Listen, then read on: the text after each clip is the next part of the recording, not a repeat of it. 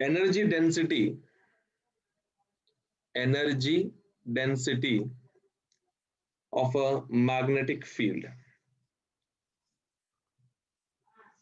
Energy density of a magnetic field.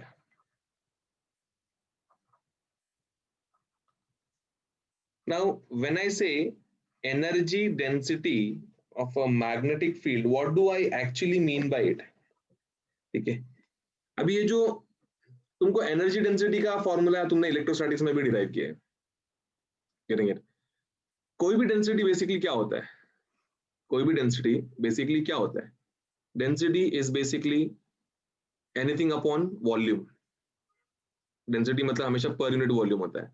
If I से mass density, it is mass upon volume. If I say weight density, it is weight upon volume. If I say energy density, then it would be energy upon volume. तो यहाँ पे जब मैं derive करूंगा ये formula, तो energy density would be nothing but energy per unit volume. समझा? It would be energy per unit volume. तो जब मैं बात करता हूं यहाँ पे एनर्जी का, तो एनर्जी को तो हम लोगों ने यहाँ पे U से रिप्रेजेंट किया है, और जब बात करता हूं वॉल्यूम का, तो वॉल्यूम तो हमारे यहाँ पे V नॉट है.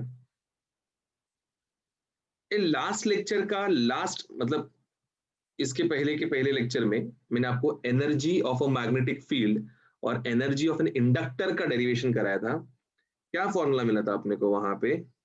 It was half L I square the whole upon V not. Therefore energy density का एक वर्जन मिल रहा है हमें, that is half L I square upon V not. ठीक है. एंड अभी अभी थोड़ी देर पहले, हाँ थोड़ी देर पहले, since L is equals to what? अभी अभी डिराइव किया था ना हमने, inductance of a solenoid. It is mu not N square A L, या we can call it mu not N square V naught, and I can substitute this part over here. क्या मिलेगा मुझे?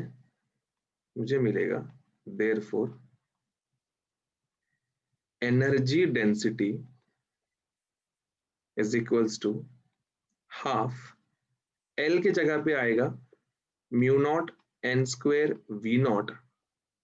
ठीक है, फिर बाजू में आई स्क्वायर मौजूद है, भूल मत जाना भाई साहब वो आई स्क्वायर को, अपॉन वी नॉट. तो ये V not volume volume cancel हो गया. हमारे पास क्या बच गया अभी? तो हमारे पास बच गया है half mu not N square I square. तो भाई साहब ये आपका एनर्जी डेंसिटी का फॉर्मूला है. Getting it? We can call this as energy density का फॉर्मूला. और what I can do is I can multiply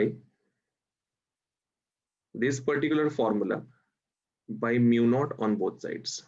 मतलब both sides as in numerator and denominator में multiply कर सकते हैं.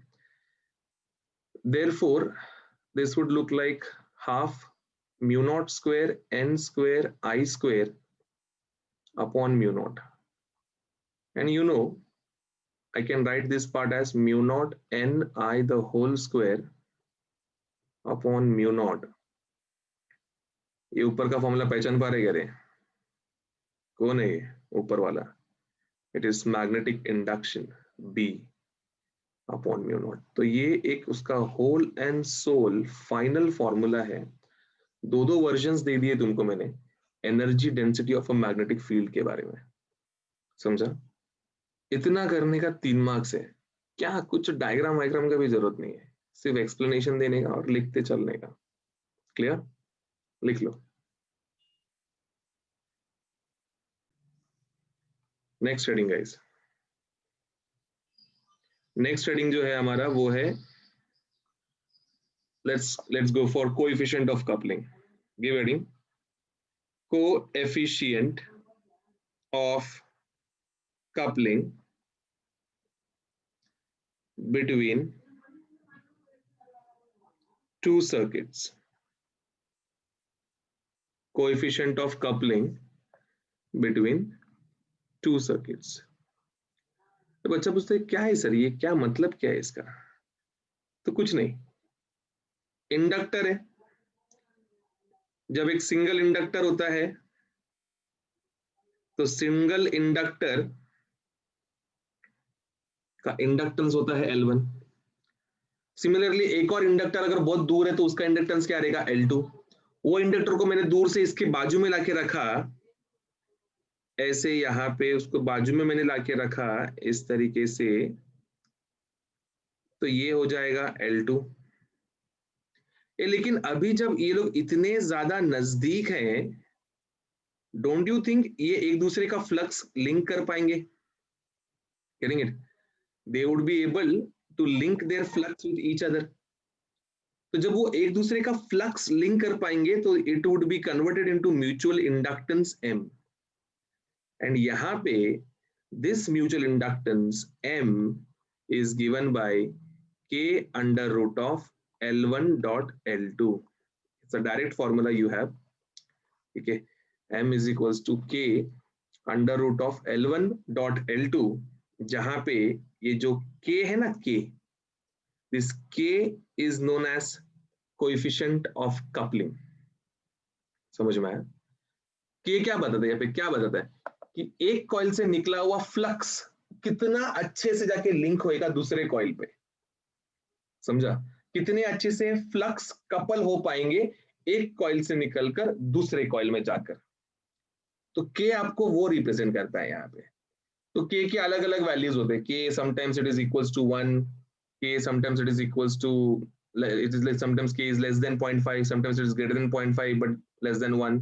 ऐसा रेंज में वो k का वैल्यू रहता है, हर एक का अलग अलग मतलब होता है, लिखा के देता हूँ वो मतलब।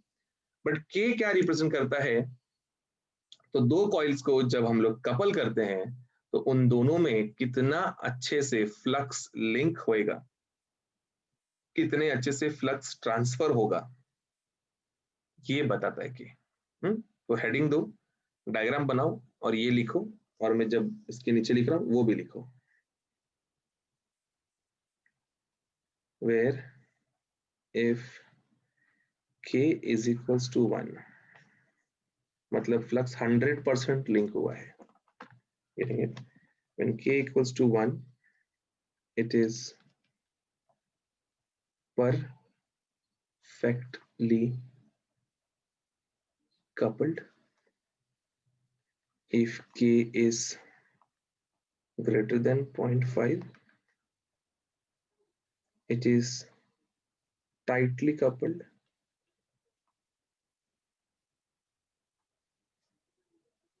And if k is less than 0.5, it is loosely coupled. Okay, so this is the standard criteria we have, okay, for k। Note कर लीजिए ये सब। लास्ट टॉपिक करते हैं, एक लास्ट डेरिवेशन, फिर उसके बाद हम लोग न्यूमेरिकल स्टार्ट कर देंगे। चलिए लिखिए, म्यूचुअल इंडक्टेंस,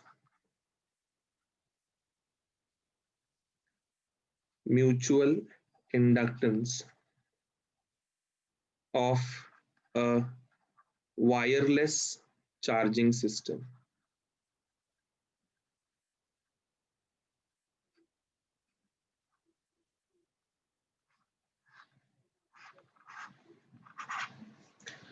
अभी आपको तो मैंने बताया था कि कैसे काम करता है वायरलेस चार्जिंग सिस्टम। एक प्राइमरी कॉइल होता है जिसको हम चार्जर कहते हैं,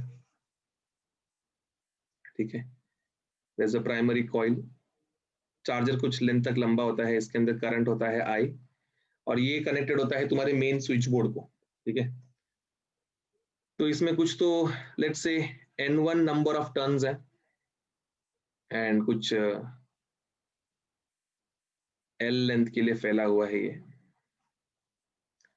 अब इसके ऊपर तुम तुम्हारा मोबाइल फोन रखते हो, अभी ऐसा रॉ नहीं रहता, इसके ऊपर केसिंग वगैरह रहता है इसके ऊपर, लेकिन तुम तुम्हारा मोबाइल फोन रखते हो, तो तुम्हारे मोबाइल फोन का भी एक कॉइलिंग होता है, ठीक है। लेट्स से मोबाइल फोन का ये कुछ तो N2 कॉइलिंग था यहाँ पे, तो सोलोनॉइड के अंदर, सोलोनॉइड जैसे है ना, इसके अंदर से क्या होएगा, इसके अंदर से सेंटर से मैग्नेटिक फील्ड पास होएगा, और वही मैग्नेटिक फील्ड इसके साथ में लिंक होएगा। तो म्यूचुअल इंडक्टेंस का क्या फॉर्मूला है, यहाँ पे हमको म्यूचुअल इंडक्टेंस निकालने बोला है। म्यूचुअल इंडक्टेंस का क्या फॉर्मूला है, mutual inductance is flux phi upon I, getting it, flux linked in let's say 2, flux linked in 2 would be nothing but m upon m is equals to phi 2 upon I आएगा, in short कितना flux उसके अंदर link हुआ upon the current which is induced in it। तो flux, flux flux तो same ही रहेगा ना, जो फ्लक्स N1 में पैदा होएगा वही फ्लक्स उसमें से गुजरेगा, क्योंकि एकदम नजदीक नजदीक रखा हुआ है। तो we would say that flux जो है phi 2, it would be B into A area, बोल सकते हैं ना इसे हम लोग। तो यहाँ पे जो B है, B वाला पार्ट, ठीक है, और ये बी ए के साथ में मुझे मल्टीप्लाई करना पड़ेगा N2 को, क्योंकि नंबर ऑफ टर्न्स कितने हैं, फ्लक्स एक टर्न का बी ए रहता है ना, तो मल्टीपल टर्न्स के लिए क्या रहेगा, N2 रहेगा। अभी बी का जो वैल्यू है हमने सीखा था सोलेनॉइड का, बी का फॉर्मूला था म्यू नॉट एन आई, तो ये क्या हो जाएगा, म्यू नॉट एन, छोटा एन मतलब क्या था यहाँ पे, N1 अपॉन एल इंटू आई रहेगा। अब ये वाला फॉर्मूला बी का उठा के तुम सब्स्टिट्यूट करो इधर पे, क्या बनेगा, ये बनेगा mu not N1 upon L into I into A into N2, ठीक है। थोड़ा सा स्कैटर्ड है, इसको ऑर्गेनाइज करते जरा, तो ये हो जाएगा mu naught N1 N2 A I upon L, ये फॉर्मूला फ्लक्स का यहाँ पे सब्स्टिट्यूट करते हैं, तो क्या मिलेगा अपने को, म्यूचुअल इंडक्टेंस इक्वल्स टू, इधर पे ये रहेगा mu not N1 N2 A I upon L the whole upon I, तो ये नीचे जाएगा ना, नीचे जाके क्या हो जाएगा, N1 N2 A I upon I into L, तो ये आई और ये आई हो गया कट, ठीक है। और अपने पास अल्टीमेट फॉर्मूला क्या आ गया म्यूचुअल इंडक्टेंस का, this is mu not N1 N2 A the whole upon L, and ये सिर्फ वायरलेस सिस्टम के लिए ही नहीं है, ठीक है। अगर दो कॉइल को ऐसे हम लोग कपल कर रहे हैं, if two coils are coupled in the same manner, जरूरी नहीं कि वायरलेस चार्जिंग सिस्टम ही हो, कोई भी दो कॉइल को, अगर ऐसा एक कॉइल है उसके ऊपर एक और कॉइल को लपेटा हम लोग ने, और दोनों का कोसेंट्रिक एक्सिस है या इस तरीके से सेम फ्लक्स उसके साथ लिंक हो रहा है, तो फॉर्मूला म्यूचुअल इंडक्टेंस का यही आएगा। So it is not just for wireless charging system, it is also valid for two coils which are connected very close to each other. Okay, लिख लीजिए, 3 मार्क का है ये भी, mutual inductance of a wireless charging system, diagram सब कुछ जैसा दिख रहा है स्क्रीन पे एज इट इज।